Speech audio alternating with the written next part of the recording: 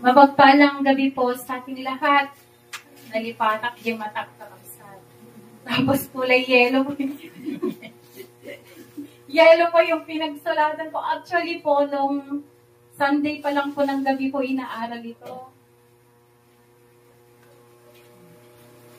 Kasi po na-bless po ako sa message po sa Sabit nung binasa po ni Pastor Vic yung kwento po ni Abraham at ni Isaac. Sabi ko mukhang magandang kwento yun ako. Kasi po pag gumagawa po ako ng preaching, mahilig po ako sa, alam po ng ating mga magagandang pastora. Mahilig po ako sa historical. Yan, yung may kwento kako. Kaya nang si Ate Vic kasi, si Pastor Vic, it is about the reflection of Jesus Christ. Yung kay Isaac. Pero ang pag-uusapan po natin sa gabing ito, sa Genesis chapter 21, verses 1 to 7. Sabi po dito, try mo to na. Sige, try ko natin. Masakit sa utak. Sabi ka nakatidong. Yun. Pinagpala ni Yahweh si Sarah at tinupad ang kanyang pangako. Ayon sa panahong sinabi ng Diyos, si Sarah nga ay nagdalang tao. Alam po natin yung, sino ba yung nakakalam ng kwento dito ni Abraham at ni Sarah? Si Sarah po ay isang baog. Pag sinabi natin baog, hindi siya pwedeng magbuntis. Pero sabi po dito sa Genesis 21 verse 2, ayon sa panahong sinabi ng Diyos, si Sarah nga ay nagdalang tao. Di ba, milagro po yun? At nanganak ng isang lalaki. Kahit matanda na noon si Abraham. Isaac ang ipinangalan ni Abraham sa kanyang anak. Sabi po ni Pastor Rafi, ang meaning ng Isaac ay doctor. Tuloy po natin sa verse 4, ayon sa utos ng Diyos, tinuli ni Abraham ang bata 8 araw pagkasilang dito. 100 taon na si Abraham nang ipanganak si Isaac. Ulitin ko po 100 years old. 100 years old nung ipinanganak. 100 years old si Abraham nung ipinanganak si Isaac. Imagine that. Wala tayong mga tatay. Sana all. Anong ginamit kayo na baitan si Abraham? Verse 6, Pastor, 100 years old si Abraham. Sinabi ni Sarah, nakakatawang ginawang ito sa akin ng Diyos. Kayo nga natawa, di ba? Imagine, 100 years old, nagkaroon tiputot. Sabi ni Sarah, kaya tinawag na laughter si Isaac. Sabi, nakakatawa ang ginawang ito sa akin ng Diyos at sino mang makarinig nito'y tiyak na matatawarin. Sabi. At sinabi pa niya sa edad na iyon ni Abraham, sinong makapagsasabi sa kanya na ako'y, sinong makapagsabi na sa edad kong ito mag-aalaga pa ako ng bata? Kasi kung 100 years old si Abraham, 90 years old naman si Sarah. Nung ipinanganak niya si Isaac. O mga nanay, gusto niyo pang magbuntis? Wala na, no? 90 years old, mag-aalaga pa kayo ng ng anak ninyo. Gayunman, nabigyan ko pa rin siya ng anak kahit siya ay matanda na. Bibigyan ko po ng tema. Ang binasa natin, pananampalatayang di umaayaw o sumusuko. Tamang-tama po sa panahon natin ngayon, no? Ito daw ay sinasabing panahon ng gawat. Maraming mga panalangin, no, na dumudawat tayo tikwarta ni Apo. Lord, i-provide mo po lahat ng ating pangangailangan, no? Maraming nahihirapan ngayon sa panahong ito. Mga hardship sa buhay. Dumadaan tayo sa mga testing. Si Abraham po, no?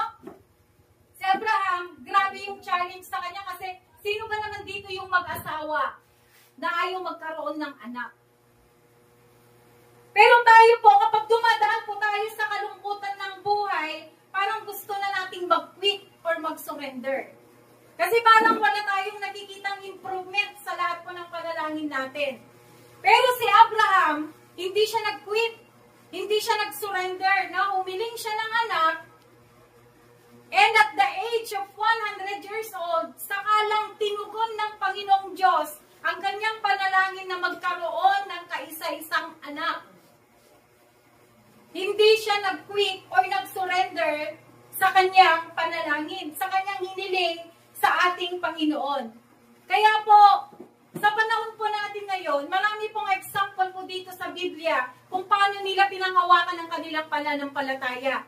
At sa gabing ito, gusto ko pong ibahagi sa inyo ang kwento ni Abraham at ni Sarah kung paano sila nagpatuloy sa isang pananampalataya na hindi sila umayaw o sumuko. Na-bless nga po ako yung message po nung linggo. Binasa, ilang ulit ko pong binasa yung istorya ni Abraham at ni Sarah. No, pinagpala si Sarah kahit na matanda na siya. Humanly, no, sa panahon natin ngayon, pag 45 years old, pag nagbuntis ka, pinagtatawanan ka na, tapos sasabihin, oy, menopause baby. Di ba? Pero sa kanila, imagine 90 years old at 100 years old, nagkaroon sila ng anak. So si Abraham, grabe yung challenge sa buhay niya. Matindi, no? Matindi yung inantay niya na pagkakataon. Mga kapatid, mga nanay, the moment na tinanggap natin ang ating Panginoong Jesucristo sa buhay natin, expect no, na magkakaroon tayo ng hardship sa buhay. Hindi porket tinanggap mo ang Panginoong Jesucristo sa buhay mo, you are free of all worries, no? Free ka sa lahat ng problema. Dito tayo ititest ng Panginoon. Sino po dito ang may panalangin noon pa na hanggang ngayon ay wala pang kasagutan? Ako may mga panalangin, narinig ko kanina yung testimony ni nanay, no? Na sabi niya, katnom nga sumbatan agiti kararag ko. Katnom nga itod agijay ikakararag ko. Parang ganun yung meaning nung sinabi ni nanay. Pero dito, sa istorya ni Abraham, makikita natin dito yung God's word. God's promises at God's timing. Ang Panginoon, pag tinanggap mo ang Panginoong Jesucristo, may word siya sa'yo. Magbibitaw siya ng word. At ang word na yon ay isang promise. Amen. At ang promise na yon, hindi niya kaagad ibibigay. Dahil may God's timing. Nakita natin, no? Humiling si Abraham at si Sarah ng isang anak pero hindi pinagkalooban. Makikita natin mamaya yung verse kung kailan kinausap o kung kailan pinangakuan ng Panginoong Diyos si Abraham na magkaroon ng isang anak. So yun, nagkaroon ng promise na magkakaroon siya ng isang anak. Pero yung timing ng Panginoon, 100 years old, tsaka 90 years old, doon yung timing na ginawa ng Panginoong Diyos sa mag-asawa. Ang pinag-aralan ko, yellow talaga, tapos nakalimutan ko yung salamin ko. Thank you, Ate Vic. Sa binasa natin, sa Genesis chapter 21, may tatlo na gustong ituro ang Panginoon sa bawat isa sa atin. Ang mga iba, ang pagkakalam natin talaga, pag tinanggap mo ng Panginoon, masaya na ang buhay mo. Ramdam niyo ba yun? Nung wala si Kristo sa buhay mo, maganda ang buhay mo. Pero nung tinanggap mo, ang daming problema. Dahil gusto ng Panginoon, itetest ka niya kung totoo ka nga.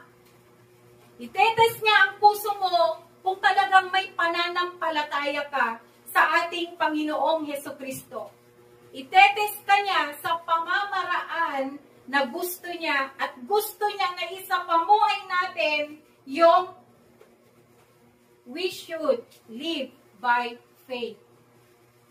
Kailangan na mabuhay tayo sa ating pananampalataya. Alam niyo po, pag dumadaan po tayo sa test, hindi lahat nakakapasa. Katulad po niyan sa mga estudyante. Review sila ng review, pero pagdating ng test, hindi lahat na ipapasa. Ganyan din po yung buhay natin. Kaya nga marami na nagagalit sa Diyos. Marami nang hindi naniniwala sa Panginoon. Dahil hindi sila nakakalagpas sa test. Kaya maganda na may mga maituro o mabasa tayo from the Bible para maging sample at kung paano tayo magpatuloy sa ating pananampalataya. Okay, balik po tayo sa istorya ni Abraham at ni Sarah. Sa Romans chapter 4 verses 18 to 21, sabi po dito, kahit wala ng pag-asang magkaanak, pakinggan niyo po ito, kahit wala ng pag-asang magkaanak, nanalig pa rin si Abraham. No? Pag menopause ka na, lalo na yung mga babae, pag hindi dinadatnan, wala nang pag-asa yan na magkaanak.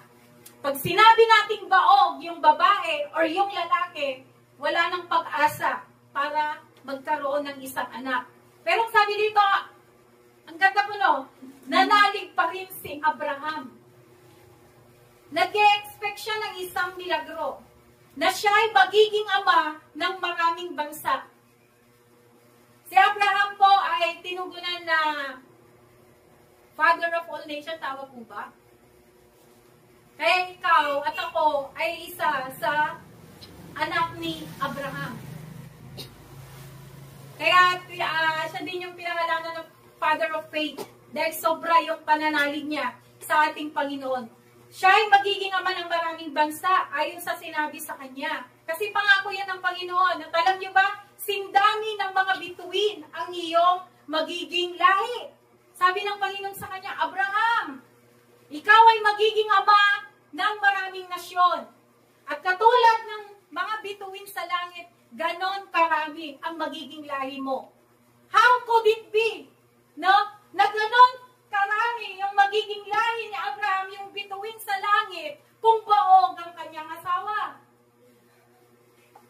Verse 19 sa Romans chapter 4, hindi nanghina ang kanyang pananampalataya.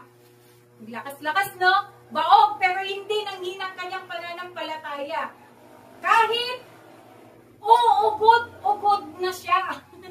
Ibig sabihin, matandang-matanda na siya, hindi pa rin natinag yung pananampalataya ni Abraham. Hindi sumuko at hindi umatras yung pananampalataya ni Abraham. Palibhasa, 100 taon na siya noon. At ang kanya na mga asawang si Sarah ay baog. Hindi siya nag-alinlangan sa pangako ng Diyos. Sa atin po ba? Sinabi ko, hindi ko alam kung sa youth night ko po sinabi, na pag nananalangin tayo, kailangan walang doubt. Si Abraham, hindi siya nag-alinlangan sa pangako ng Diyos. Sa halip, lalo siyang lumakas dahil sa kanyang pananampalataya at nagpuri pa sa Diyos. Talagang in-expect niya yung milagro na gagawin ng Panginoong Diyos sa kanya. Sabi ko nga, basically, humanly, matanda na sila. Imposible nang mangyari yun na magkaroon ng anak. Ilang taon ka na, Mami Josie? Maybe, sabi ni Abraham, tsaka ni Sarah, wala nang pag-asa talaga yung pinangako ng Diyos sa'yo. Wala na, tignan mo, uugod-ugod na tayo, paano pa tayo magkakaroon, paano nga magiging ama ng maraming nasyon. Maybe ganun yung nasa isip ni Sarah, pero sabi siguro ni Abraham, sweetheart, darling, pag nagbitaw ng pangako ang Diyos ng salita, gagawin niya. Kailangan manalig tayo. And let us not rely on our own ability. Maaring sinabi ni Abraham sa kanyang asawa. Ganyan naman po di po ba? Pag nagre-rely tayo sa sarili nating kakayanan, talagang matatalo pa tayo, mga kapatid, mga nanay. Pero pag nag-rely tayo sa pangako ng Panginoon, sa kakayahan ng Panginoon, 100%, mangyayari at mangyayari yung ipinapanalangin mo sa ating Panginoon. Ngayon, ito yung tatlong ito na gusto kong ibahagi sa inyo. Faith involves patience. Faith involves patience. Kailangan sa pananampalataya, mahaba yung ating, ano ba yung Tagalog ng patience? Pasensya. Pag may pinag-pray ka, kailangan you have to wait. Hindi yung nanalangin ka ngayon, madamdam ay pinagtuog ni hapon, iti, sumbat, iti, kararag mo. Si Abraham po, si Abraham na binigyan ng word and promise, 25 years pa siya nag-antay. Alam niyo po ba, 75 years old, kaya tinanong ko yan kay Bishop para hindi po ako magkamali. Kahit na inaral ko na itong ano na to. 75 years old, nung una na kinausap ng Panginoong Diyos si Abraham. At doon niya binitawan yung pangako niya na magiging ama siya. Wala siyang binanggit na anak. Pero ang sabi niya, magkakaroon ka ng maraming lahi. So, ibig sabihin, pag magkakaroon ka ng maraming lahi, magsisimula yan sa isang anak. Isang anak na sarili mong dugo. Walang sinabi na anak. 75 years old. Pero tinugon ng Panginoon yung word that promised niya kay Abraham. 100 years old na si Abraham. 25 years na nag-antay si Abraham sa binitawang salita at pangako ng Panginoong Diyos sa kanya. Sa atin, no? Nanalangin ka, Lord, bigyan mo ako ng trabaho. Bukas, wala kang trabaho.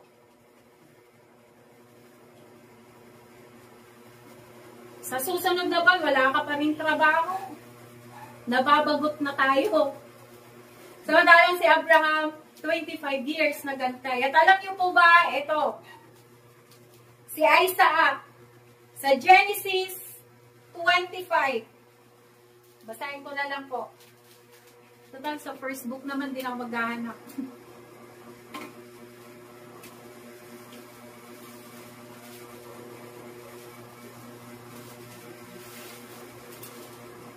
Genesis 25 verses 20 to 21. Sabi ko dito,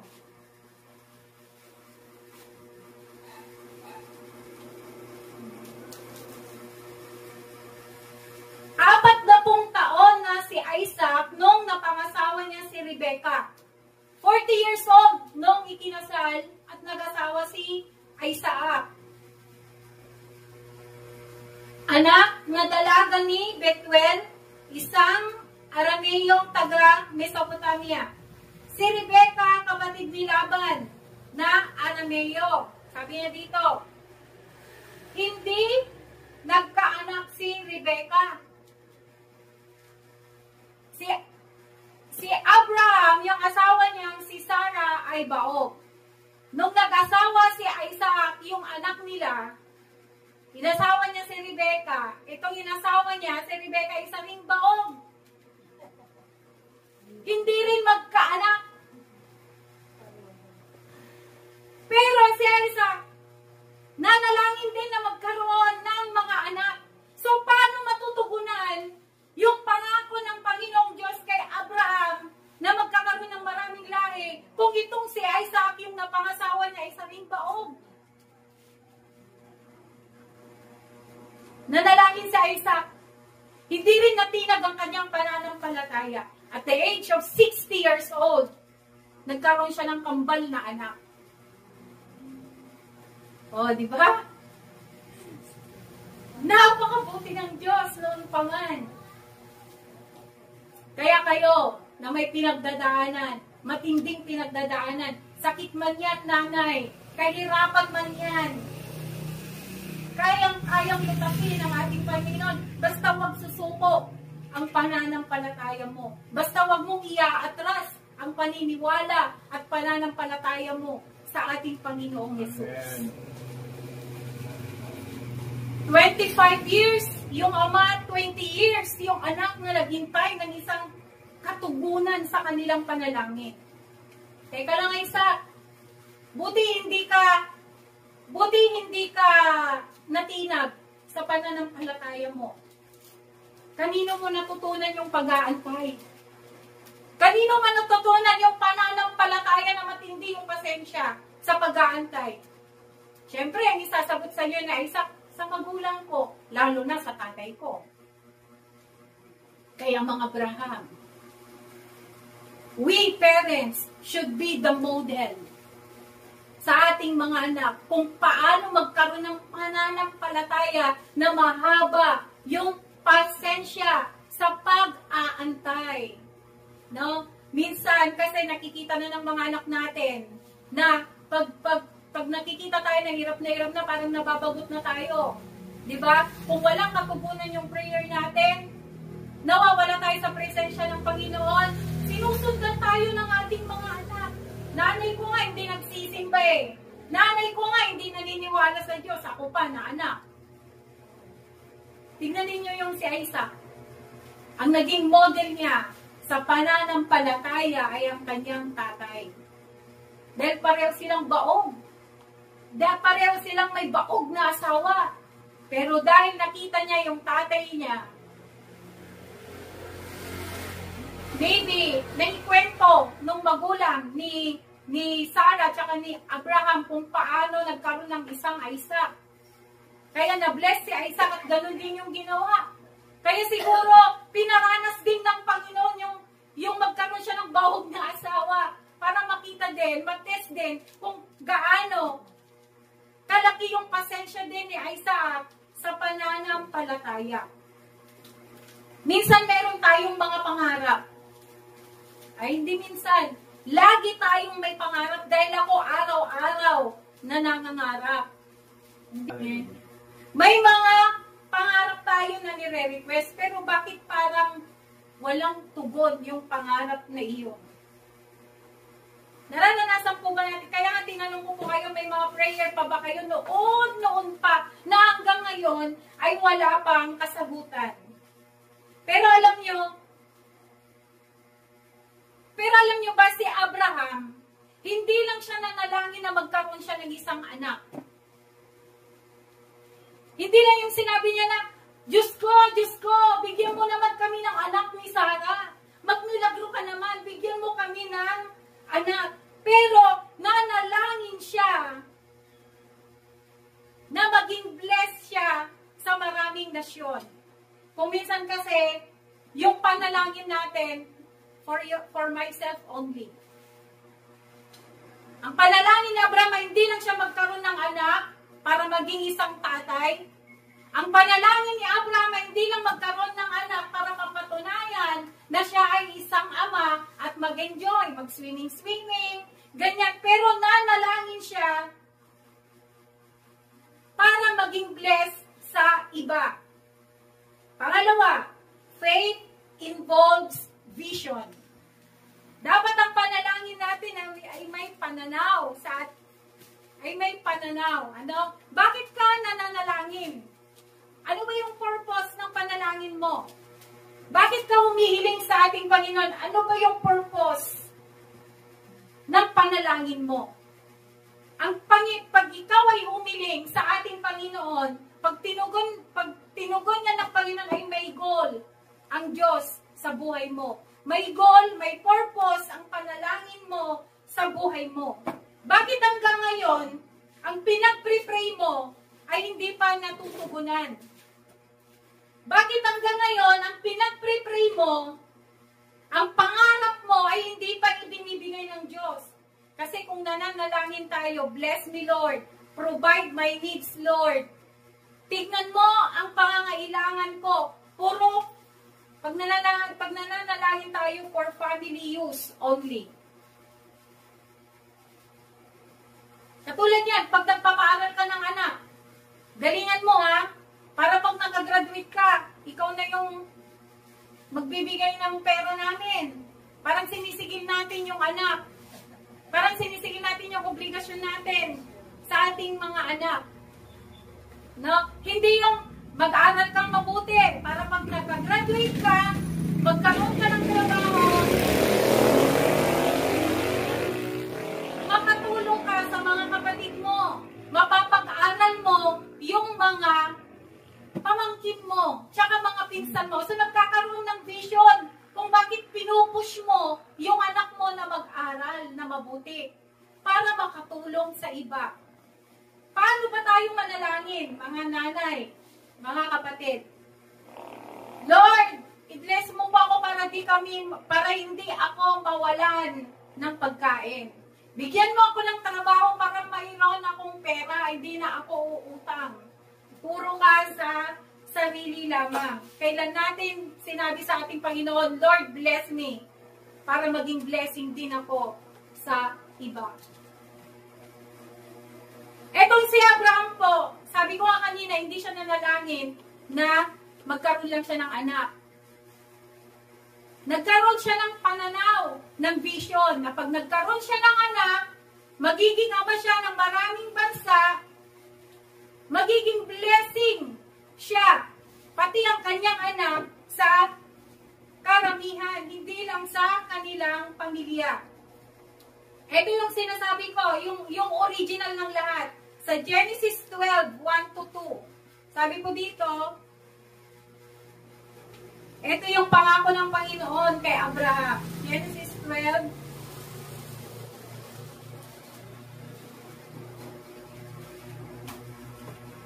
Sabi po dito, tinawag ng Diyos si Abraham. Sinabi ni Yahweh kay Abraham, lisanin mo ang iyong bayan, ang tahanan ng iyong ama at mga kamag-anak, at pumunta ka sa bayang ituturo ko sa iyo. Pananamihin ko ang iyong mga anak at apo at gagawin ko silang isang malaking bansa. Pagpapalain kita at gagawin kitang dakila. Dakila ang iyong pangalan at ikaw ay magiging pagpapala sa marami. Ikaw ay magiging pagpapala sa marami. So, ang panalangin ni Abraham, paano kung magkakaroon ng maraming lahi at maging pagpapala sa marami kung wala akong anak? Bigyan mo ako ng anak para maging pagpapala ako sa marami. Hindi lang yung bigyan mo ako ng anak para mapagpala ako, mapagpala ang magiging anak ko at mapagpala ang asawa ko. Hindi for family use only, kundi yung panalangin ni Abraham ay international. Kaya subukan natin mga kapatid, no, pag nanalangin tayo may vision. Lord, i-bless mo po ang negosyo ko, i-bless mo ang trabaho ko, i-bless mo ang tindahan ko, i-bless mo kung nag-online seller ka man, para maging pagpapala ako sa iba. Kaya, pag nanalangin po tayo mga kapatid, it should involve your vision. Amen. Yung pananampalataya mo, kailangan may vision. Kaya pag nag-pray ka, no? Kaya pag nag-pray ka, matuto tayong mag-antay. Kasi ang tugon ng Panginoon, may purpose yan na maganda. Huwag mong madaliin yung tugon ng Panginoon. Kaya pag humiling ka, huwag lang sa sarili mo, kundi humiling ka rin para sa mga nakakarami. Tignan nyo si Abraham, 25 years na nagantay, dumating si Isaac, 20 years na nagantay, dumating si Esau at si Jacob. Si Jacob, naging Israel, naging bansang Israel. No, si Israel, may 12 na tribes na yun yung nagkalat ngayon sa iba't ibang nasyon. Kaya naging pagpapala ng marami si Abraham. Kaya mga kapatid, kumusta yung prayer natin? Yung pananampalataya ng panalangin natin sa ating Panginoon. Kaya mamaya, before going to sleep sa ating panalangin, huwag lang puro sarili natin ang ipanalangin natin. Pray also for others. Panalangin mo na ikaw ay magiging blessing din sa iba. Kailangan may vision. Yung pagpalain mo pong aking anak, bigyan niyo po ng katalinuhan sa kanyang eskwela para pag nakapasa siya, nakagraduate siya, magkakaroon siya ng maraming trabaho para maging pagpapala siya sa ibang mga kamag-anak namin. Na hindi yung umiling tayo sa Panginoon. Lord, bigyan mo ako ng maraming, pagpalain mo ang negosyo ko para ipakita ko sa kamag-anak ko na mayaman, na kayang-kaya ko rin. Pag-graduatein mo ang anak ko para ipakita ko sa mga kamag-anak ko na puro titulado na sila. Na may titulado din akong anak. So, tignan po natin yung prayer po natin, ha? Bakit hanggang ngayon wala pang katugunan ng Panginoon sa mga prayer po natin? Number 3 and last, faith involves calling. Faith involves calling. Pananampalataya po natin, no, ay may pagtawag po sa atin. Katulad ni Abraham, magkakaroon ka ng anak, kahit baog ang iyong asawa, magkakaroon ka ng isang anak kasi sa iyo magmumula yung maraming nasyon. Okay? Sa iyo magmumula yung maraming bayan. Kaya nagkaroon siya ng isang anak at yung anak niya yun, doon nagsimula yung mga lahi. Kaya pag mag-pray ka, yung prayer natin ay may calling din po iyon. Kung alam mo na hopeless ka, kapatid, sa pananampalataya, sa prayer mo, when everything is totally hopeless for you, sinasabi ko po sa gabing ito, it's still hopeful. Alam niyo po, may kaibigan po ako, ito pinagpaalam ko sa kanya, chinat ko. Pwede bang i-example kita sa anong preaching ko mamaya ako? Pandemic. Pandemic, nawalan sila ng trabaho. Ngayon, magaling siyang magluto. Magaling siya na mag-invento ng mga niluluto niya. Yung pandemic na yon, akala niya ay naging hopeless. No, nanalangin siya, Panginoon, bakit ganito yung nangyayari ngayon sa bansa namin? Ano ba yung nagawang kasalanan ng Pilipinas? Yung COVID po, di po ba, marami nang namatay po noon. Pero alam niyo, nung nagkita po kami nung COVID, kasi online seller po ako, walang sasakyan noon. Halos maglakad ako na kunin yung order sa akin na Yakult. Walang sasakyan kasi nga totally lockdown noon. So naglakad akong ganyan. Dito sa may 7-Eleven nagkita kami. Umiiyak. Sabi, paano mo nakukuha umiti? Siguro marami kang pera. Marami pinapadala yung asawa mo na allowance mo. Wala nga eh, sabi ko. Kaya nga nag-online selling ako eh. Sabi ko ganyan sa kanya. Sabi ko, kung itong pandemic na ito, kako, akala lang natin, hopeless tayo. Pero antayin mo lang yung gagawin ng Panginoon sa'yo. Kako hanggang sa nagte-textan kami, nagchat-chatan, kung alam niyo po yung pwesto na Michelle's Kitchenette. Dito sa Balungaw at sa Rosales. Sabi ko, kung may talent ka, gawin mo, huwag ka lang sumayaw-sayaw. Sabi ko ganyan. Marunong akong magluto nga rin, sabi niya. So, trinay niya. Yung mga gabi-gabi, nag-uusap kami sa chat, ini-encourage ko siya kasi hopeless na siya eh.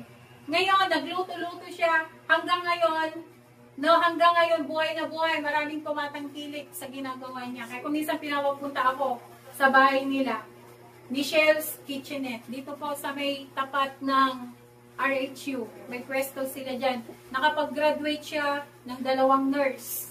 Dahil doon sa nailabas na talent niya nung pandemic. Kaya nung may namatay po kami ng kaklase, pumunta kami doon, sabi niya, totoo nga, God's timing yung sinabi mo. Sabi ko, yung problema na binibigay ng mundo, imulat lang natin yung ating mata, blessing pala iyon. So hanggang ngayon, when you know that everything is hopeless, it is still hopeful. Kasi kung nawawalan tayo, no, kung namamatay po ang pag-asa sa atin, syempre, alam natin, wala nang pag-asa. Tutungangan na lang tayo, hindi na tayo gagalaw.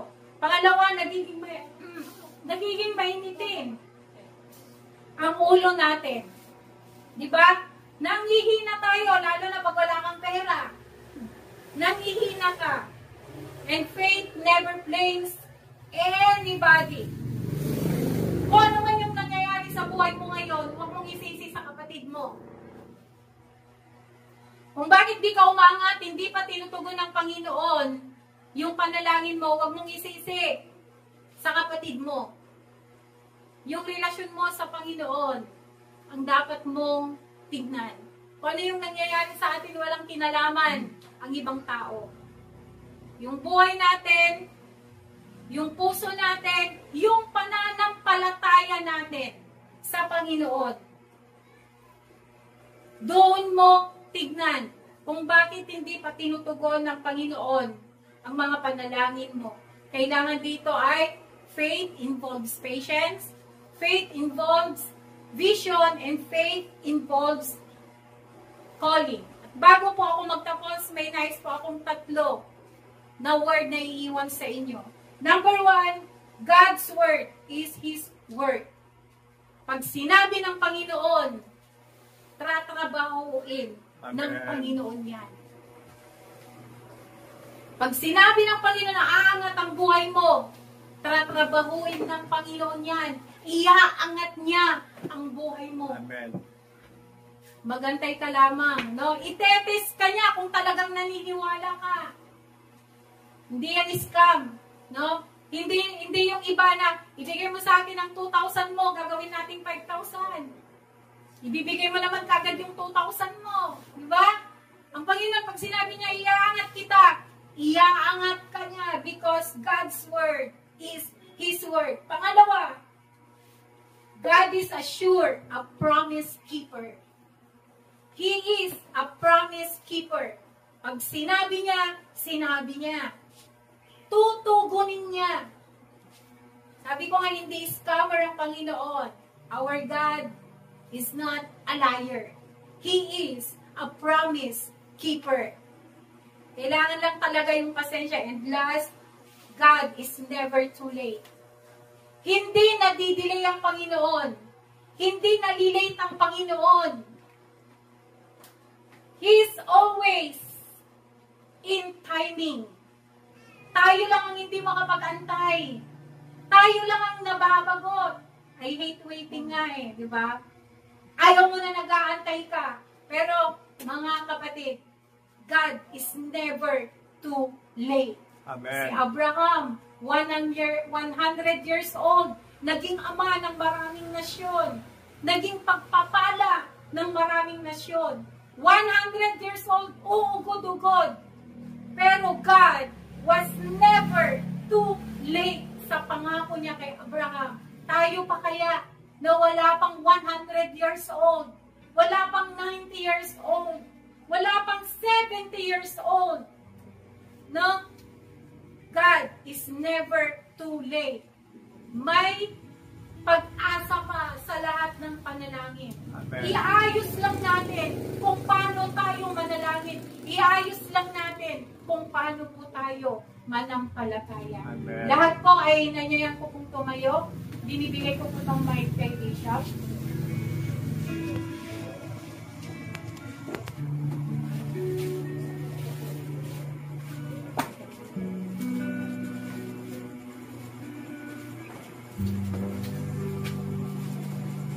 Hallelujah. Napakaganda po yung mensahe ng ating Panginoon. Ang gusto lang ng Panginoon sa atin ay magkaroon tayo ng pananampalataya. Huwag tayong magmadali sa mga ipinangako sa atin ng Panginoon. May mga pagkakataon na ang pangako ng Panginoon hindi kaagad natin nakakamit. May mga dahilan. Unang-una, sinusubok ng Panginoon yung ating visions. Sinusubok ng Panginoon yung ating pananampalataya at sinusubok ng Panginoon yung ating pagsunod sa Kanya. Hanggang saan ba tayo susunod sa Panginoon? May mga tao kasi na sumusunod lamang sa Panginoon habang nakakamit nila yung hinihiling nila sa Panginoon. But during the time na parabagang silent ang Panginoon, parabagang ayaw na nilang sumunod sa Panginoon. Ibig pong sabihin, kapag tayo po ay may hinihiling sa Panginoon na hindi pa po natin nakakamit, the Bible says, don't stop praying, don't stop trusting, and don't stop praising to God. Si Abraham, yung 25 years na paghihintay niya, hindi na ibig sabihin na wala na siyang ibang ginawa. Hindi siya tumunganga, kundi gumawa pa rin siya ng mga bagay na ipinapagawa sa kanya ng Panginoon. Kaya kapatid, sa gabi pong ito, habang hinihintay po natin yung katugunan ng Panginoon sa ating mga dasal, sa ating mga desire, patuloy tayong gumawa para sa kapurihan ng ating Panginoon. God is never too late para hindi kanya katagpuin. At ang Panginoon ay hindi naman maiksi ang kanyang kamay para hindi niya iabot ang katugunan ng iyong panalangin.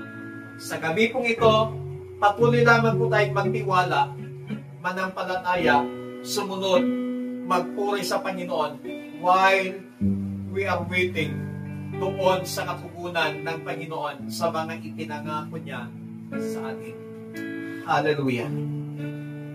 Hallelujah. Panginoon, sa gabi pong ito, marami pong salamat sa inyong masalita. Salamat sa buhay ni Abraham, ni Sarah. Salamat sa kanilang pananampalataya. Salamat, Panginoon, na habang sila'y nananampalataya, sila po ay kumikilos, nagpupuri. Ginagawa nila yung mga bagay na nais mong gawin sa kanila. Salamat din sa iyong lingkod na siya mong ginamit sa gabi pong ito upang kami ay patuloy na palalahanan na habang kami ay naghihintay, Panginoon, na mapasa amin ang lahat ng mga ipinangako mo sa aming mabuhay. Lord, turuan mo kami na matutong maghintay, turuan mo kami na matutong sumunod, at turuan mo kami na matutong manampalataya, turuan mo kami na matutong magpuri sa inyong pangalan habang kami ay naghihintay na maranasan o mapasa amin ang mga ipinangako mo sa aming mga buhay. Banal na Espiritu, hindi ko alam ang pinagdadaanan ng bawat isa. Ba't kilalang-kilala mo kami? Kaya sa gabi pong ito, Holy Spirit, turuan mo kami ng mga bagay na kaaya-aya na dapat naming gawin na ikapupuri ng aming Panginoon habang kami ay naghihintay. Patuloy mong palakasin, patatagin ang aming pananampalataya. Panginoon, tulungan mo kami na laging magtiwala sa inyo. Salamat sa iyong mga salita, salamat sa iyong lingkod, siya mong ginamit. In Jesus Christ, mighty name we pray. Amen. Palakpakan po natin ang Panginoon. Hallelujah.